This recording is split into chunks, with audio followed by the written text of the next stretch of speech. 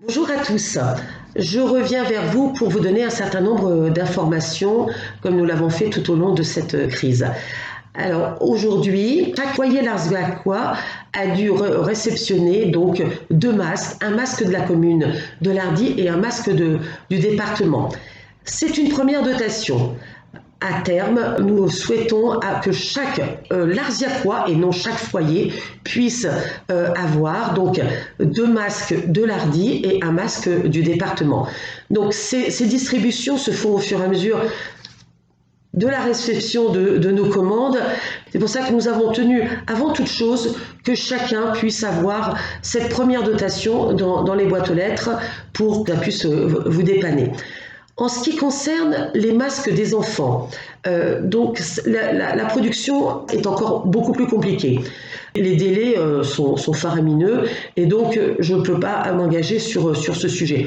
En revanche, le CCS, je tenais à nouveau à remercier le CCS et nos couturières bénévoles, donc s'est lancé dans la fabrication des masques enfants. Si vous avez besoin, n'hésitez pas à les contacter, mais je tiens quand même à vous alerter sur le fait que ces masques doivent être utilisés en tenant compte des spécificités des enfants. Alors, je vous l'avais annoncé, mais maintenant c'est effectif. Donc, la mairie a mis en place des aides aux familles en difficulté avec la distribution de bons alimentaires. N'hésitez pas à nous contacter pour toutes les demandes et tous les besoins que vous pourriez rencontrer.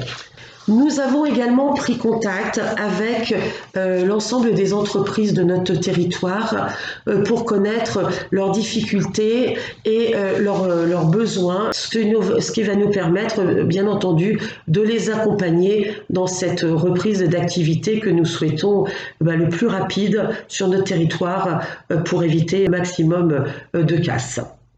Dans le même ordre d'idées, je ne sais pas si vous avez pu voir, mais la commune a relancé un certain nombre de chantiers. C'est pour nous une nécessité impérative pour la reprise économique.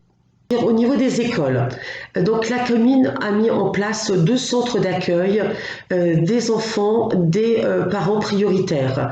Ce n'est pas une réouverture de l'école, je vous le précise. Cette mise en place s'est faite en concertation avec les directrices, avec les parents d'élèves et suite à une enquête qui avait été faite auprès des parents d'élèves. Globalement, mais pas simplement pour les écoles, mais pour beaucoup d'autres sujets, la situation peut évoluer à compter du 2 juin. Donc, dès que nous aurons des informations complémentaires, nous reviendrons vers vous pour vous les communiquer. Nous avons également adressé un courrier à la Poste pour leur indiquer notre consternation et même notre indignation sur le fait que la Poste n'est pas repris. Vous connaissez mon engagement sur ce sujet et d'une façon générale sur le maintien du service public et j'espère que nous aurons très rapidement de bonnes nouvelles à vous communiquer, mais on ne touche pas à notre poste. Un dernier point, nous avons dû programmer un conseil municipal le 5 juin pour permettre à la mairie de gérer et de poursuivre les services sur notre commune. Compte tenu des obligations et sanitaires et techniques, nous aurons l'obligation de demander que ce conseil se tienne à huis clos. Ce n'est pas ce que l'on fait habituellement, bien entendu, et à circonstances exceptionnelles et bien mesures exceptionnelles, vous aurez affiché, bien entendu, les comptes rendus de ce conseil municipal. Voilà ce que je voulais globalement vous dire. Je vous souhaite à tous donc une bonne continuité. Prenez bien soin de vous. Je vous embrasse de loin. À bientôt. Au revoir.